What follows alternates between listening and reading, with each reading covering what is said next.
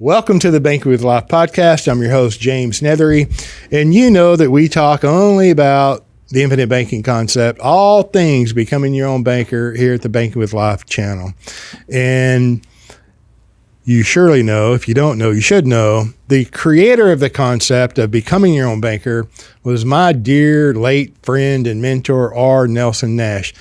I got to knowing the young man about 2005-ish. Here it is, 2024. So for the last 20 years, I have practiced the infinite banking concept. And, you know, he graduated a few years ago. But from the time I met him until he graduated in 2019, I did everything in my power to be his water boy. If he turned around with an empty hand and needed something, I wanted to have it ready for him. I dearly miss him, think about him an awful lot.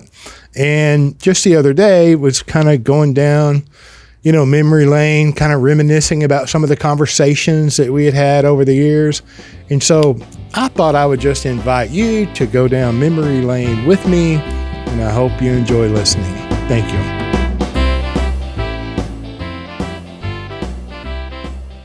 I mean, it really has had several effects, most of them probably unintended consequences. I don't know.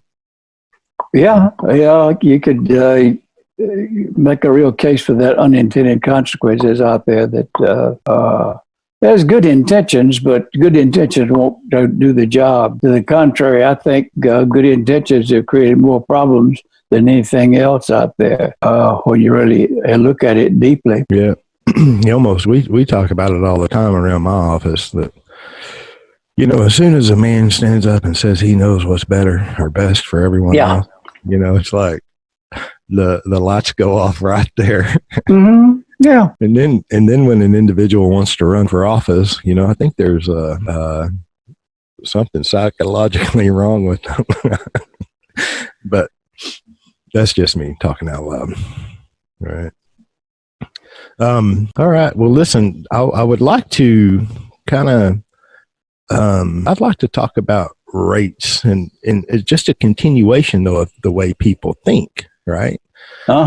Everybody in the financial world is chasing rates of returns. The financial industry is, creating products really at the end of the day. Yeah. Promoting rates of return that may or may not happen and may or may not be realistic, but it's a deeply ingrained pattern in our thinking as a society to chase these rates of return when it comes to money. Yeah. And no matter what they've experienced and whether they've lost money in the market or whatever, my point is this, that the thinking is entrenched about rates of return, even though they don't experience them over and over and over. The financial industry says, you can expect this kind of rate of return. And even though they don't experience those rates of returns, they're still chasing these phantom rates of returns. And, sure. And it has to do with their thinking. Yes, that's the whole problem right there, the thinking. They don't think, that's it. They knee-jerk reaction. And so they flit from one place to the other. Well, when they flit from one place to the other, they stopped earning whatever they were in the old place. And now they think they're earning someplace here. And it just doesn't work at all. Everything is really so simple out there, but people like to listen to nonsense for some reason or another. They're particularly attracted to nonsense, but that's been this story of mankind since day one, though. So that's nothing new. Same old, same yeah. thing. Right? Sure. Yeah. Well, what do you see going on out there in the big wide world as far as the the financial industry, the insurance industry, and what do you see? You talk to an awful lot of people, an awful lot of people, economists, just ordinary people. What's your take, Nelson, on what's going on in the financial world? Well, it's nothing that's all that attractive because people are being deceived. The easiest thing in the world to do is let's put it this way. Maybe this will help. Back when I first wrote my book, Becoming Your Own Banker, About 18 months later, there was this marketer that called on me. I didn't know him and he didn't know me, but somehow or another he had come across my book as a result of a contact of some sort or another. And anyway, I had several sessions with him over several months, and he told me finally, I can make you very wealthy, but you got to learn to compromise some of your principles.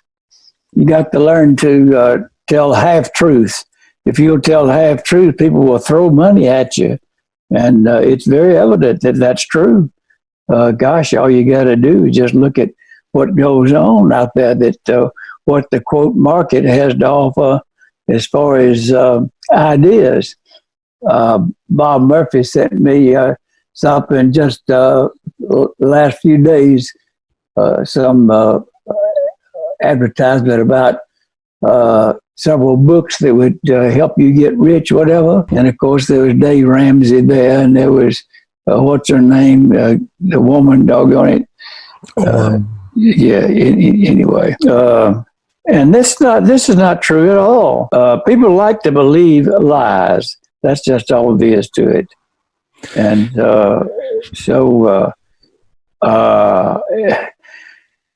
again, rates is not it. Volume is. Because you know I'm a forester by education, and you know how a tree grows.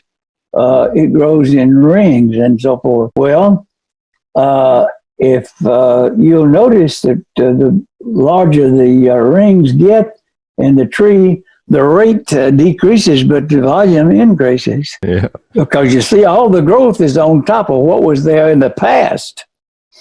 And so I can demonstrate that with this state farm policy that my brother sold me back in 1959.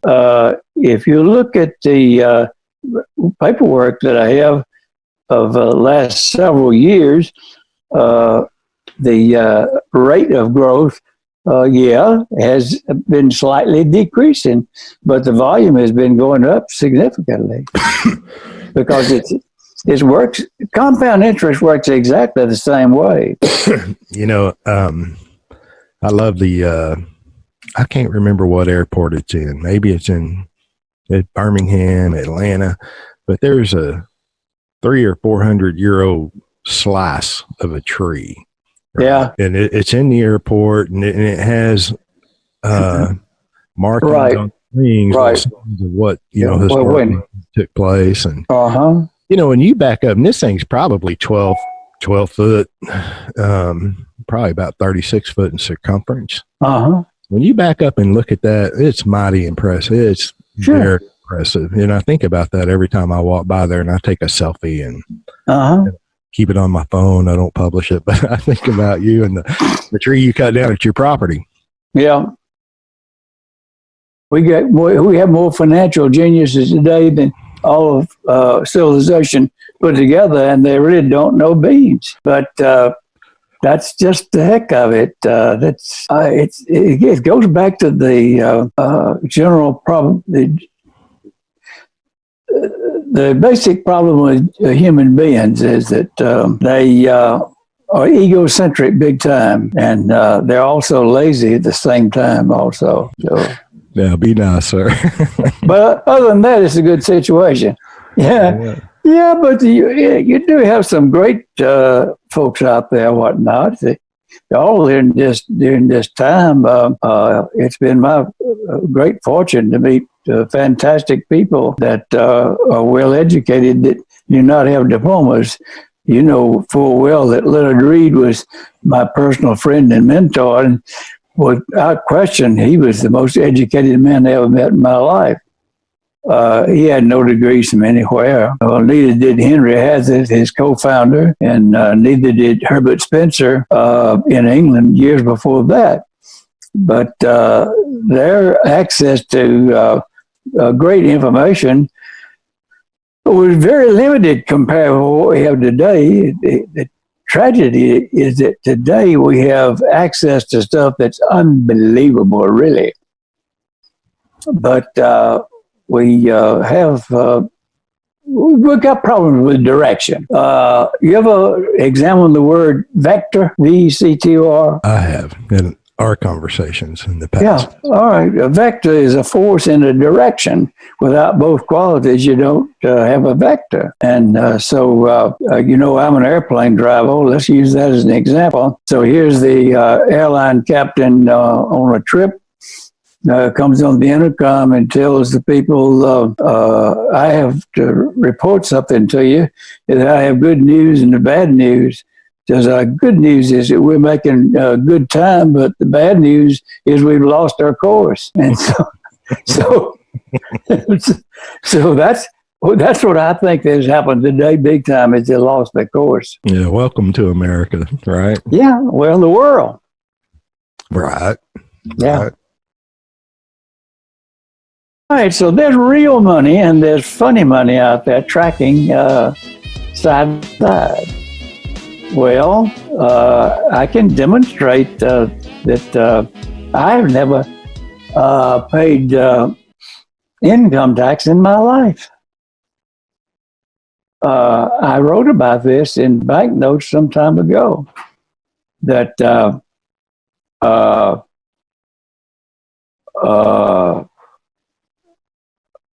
from Social Security, see, I'm 87 years old at this point. From Social Security, my wife and I get more money than we pay in taxes. Well, is that money that they give us, Social Security, is that real money or is that funny money? It's funny money. All right. So every month, from those two sources, we get about $3,400 a month. Now, how do we do that? Well, we waited till 71 before we ever applied for the stuff. Yeah. See, every year that you put off getting it past normal retirement age, the rate increases 8%. Mm-hmm. Well, 8% on top of what it was last year. What now? We're back to the tree rings, aren't we? Mm-hmm. Okay. So that money comes in, and every quarter I send them $2,500 back, $5,000 back of their funny money. Social Security's a tax. You pay Social Security all those working years. Yeah. Coupled with the fact that I haven't mentioned the fact that I flew airplanes for the Army National Guard for 28 years, and so I have $1,009 per month that comes in from that source. Now, is that real money or is that funny money? That's funny money. Yeah. Okay. So now, how did I acquire that funny money? Well, I flew airplanes for 28 years. Now, what I got paid for flying airplanes with the Alabama Army National Guard was way more than I ever paid in income tax. Was that real money or was that funny money? Back when you were getting paid? Yes. For doing the service? Yeah. That was real money. Where did they get the real money to pay me? You tell me where did they get the real money to pay me? Huh? They printed it up out of thin air. Oh, okay, all right. It's funny money. So anyway, so people say, yeah, but you had to fly them dang airplanes for the National Guard. Say, yeah, and you play golf too, don't you? You spend a ton of real money on golf clubs and fees and trips and all that sort of stuff. And I flew airplanes as a hobby. And I have played golf and I've flown airplanes, and flying airplanes is a whole lot more fun. I bet. That was just my hobby. Funny world, isn't it? It is. It is. It is. Well, if you owned a bank, wouldn't you do all your business with you? I rest my case. But you see, this doesn't compute in their minds that anybody can do it. But you can't do it overnight. It's got to be a transition period. Well, anything that you do out there is that way. Good grief. Just take a baby. How long does a baby exist before he can walk or so? Yeah. All right. He crawls before he walks, before he runs, before he can become a Roger Bannister and run a 4-minute mile. And, that was a barrier in people's mind. And then everybody was breaking the 4-minute mile. But up to that time, they couldn't do it because you just couldn't go any faster than that. Yeah, all the limitations of most individuals rest right square between their ears. Yeah. I say there's a war going on out there, but people don't understand that the battlefield is only 6 inches wide. Mm-hmm. Right. Well, Nelson, I've got to jump off here. I know you're a busy guy too, so can we schedule up another phone call? Probably. Yeah, you're a busy guy, but you can work us in, right? I'm desperate for something to do. Right, desperate for something to do. Listen, man, I love you. I appreciate you. And have any parting words?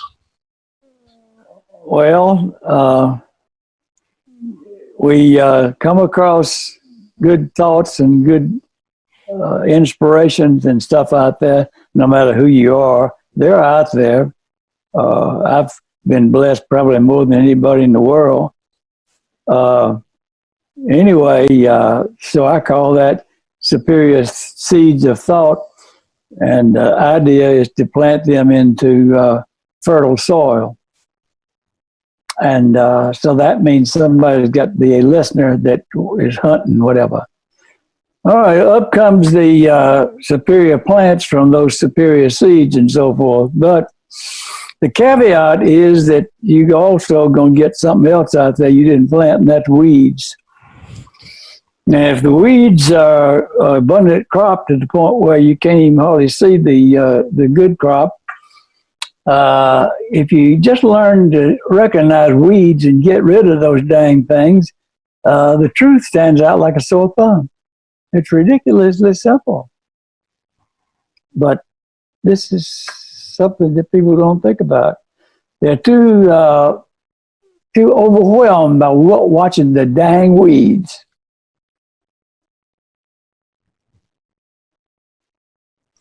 So learning to recognize utter nonsense and get rid of it is important, very important. Yeah. Recognize the weeds. Recognize what's going on. And but it's so much fun to see those seeds come up in fertile minds. And so that brings me to a guy named James Neathery. He passed away. We attended the services, and and it's he's not gonna. You're not going to have the opportunity to be egocentric, self-centered for a moment. You don't have the opportunity to, have that phone call or, complete a project or complete a discussion or a thought process. So it goes. It's kind of, for me, yes, I'm knowledgeable, and it's moving from, excuse me, I worked out hard this morning. It's going from, I'm still in that, wow, really? Should quit smoking. I don't smoke. Going from, they're still in transition, really going from that informational kind of mode, what it really means, how it's going to affect me. Looking at, it's very easy or simple to look at, what you've lost, what you don't have, what you can't have in the future, etc. But, beyond that, it's been quite enjoyable for me remembering, all of the good things, right? All of the time that you did have, the things that you did do, the conversations that you did have, not on the what you don't have kind of a thing. And, just like you said, that he was very impactful throughout his life in many areas. The infinite banking concept is just one aspect of what he, impacted. All right. And like we were talking out by your pool the other day about, all the things that you wish you could have asked, and, all the questions you could have answered, and all the perspective that we didn't get an opportunity to hear from him, Yeah, OMG, you think about that, 15 years, in my case, I'm grateful, appreciative to have the 15 years of, a relationship that developed over that time, and it was a pretty close relationship, and all of the things that you did discuss, and all of the things that you did discuss, and then, when he passes, you suddenly think about all of the things that you didn't discuss. And it's like, wow, there's still so much more. Right. Yeah. And to the point where I think it would have been impossible to cover everything. I think so. You had 15 years. I had 3. I met him in spring of 2016 and spoke and saw him regularly. He would call me and I'd call him, and also see him in person, like when he visited here and at the various seminars. But, most of that was me listening to him, share whatever topic we were talking about, be it finance or history or Christianity or any of those. And then I think about, gosh, I could have just sat there and listened for the rest of my life. Sure. To everything that he had learned and what he would have to share. Yeah, it was, and I'm so grateful and appreciative, and I think my story's out there on YouTube and the big wide world somewhere.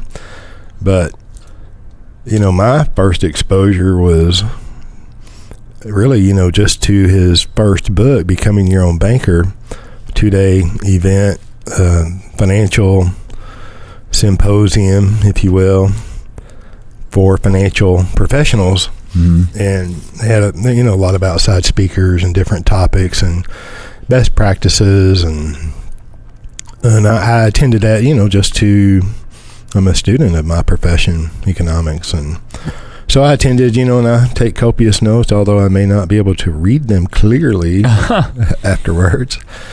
But before I left, I bought every book that the speakers had referenced, because a lot of them, referenced various books, and so I bought them all and took them home, and, they're stacked up on my nightstand. And I finally got around to reading Nelson's first book because it was so thin.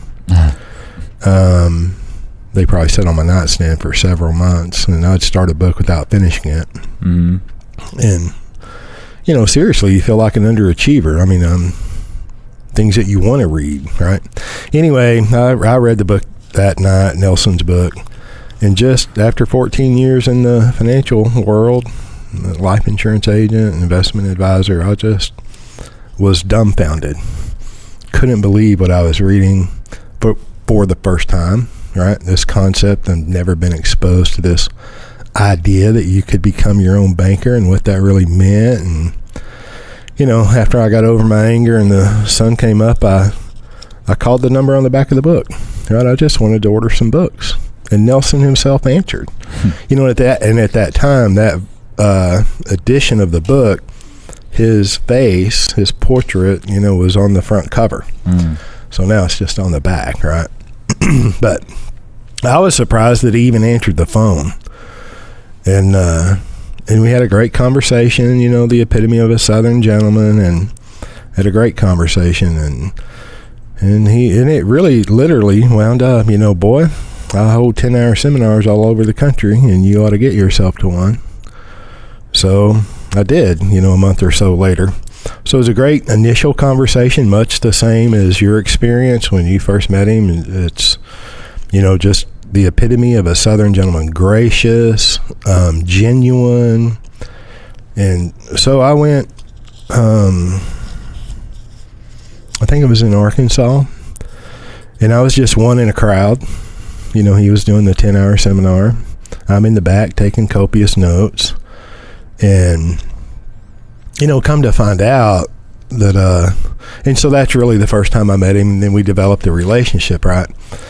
And had many conversations with Nelson about events and seminars, not just his, but it was not, his 10-hour seminar was not ever meant, nor did it, nor the purpose was never to entertain. Yeah, they weren't meant to entertain, but you sure couldn't help but be entertained. Yeah. When he was talking, just part of his character. Oh, yeah. He was a, you know, living legend, a persona that genuine. But, you know, from there, you know, I flew home and I restructured all of the life insurance that we owned. And I had been practicing for about 14 years in the financial world, you know, retirement planning, income, blah, blah, blah. If I could go back to the, you know, in a seminar, being bold and unashamed, I don't know how many times I had heard him say, and he would talk about his relationship with Jesus Christ, and if you didn't have one, that was, you know, the most important thing, and he'd be willing to talk to you. So we got something to talk about after the seminar. Exactly. You might have an opportunity. He was always politely, gentlemanly, gently bold.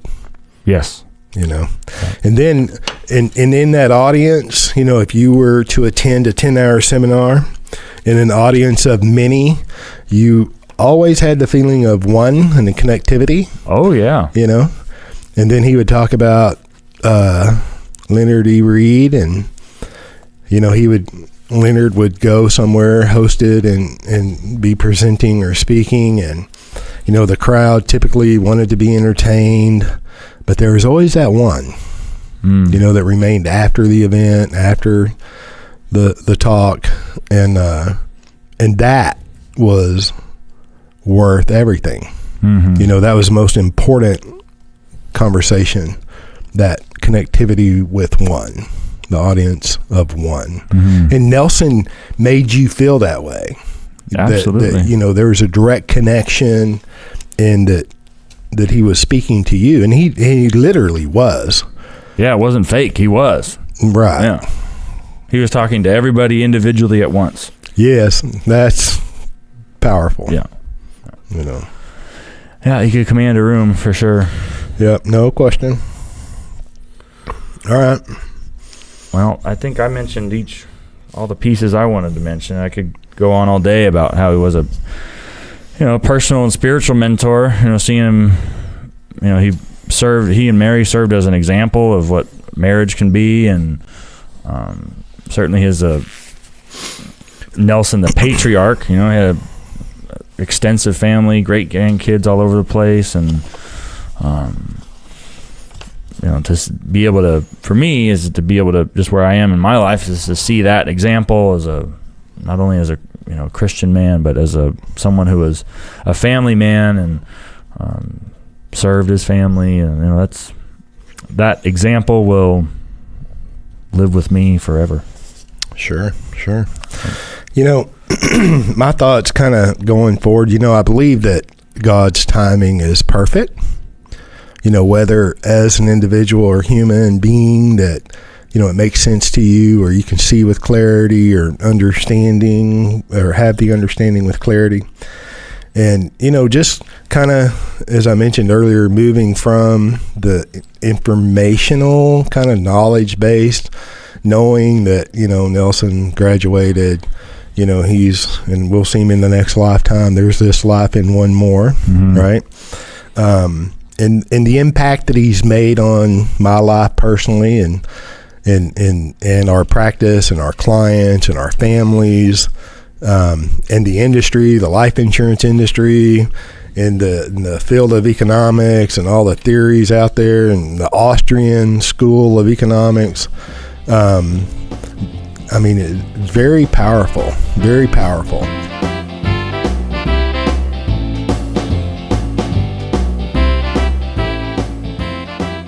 Thank you for joining us on the Banking with Life podcast. If you're watching on YouTube, make sure to like and subscribe and click on that little notification bell. Otherwise, join us on Apple Podcasts and Stitcher for weekly content.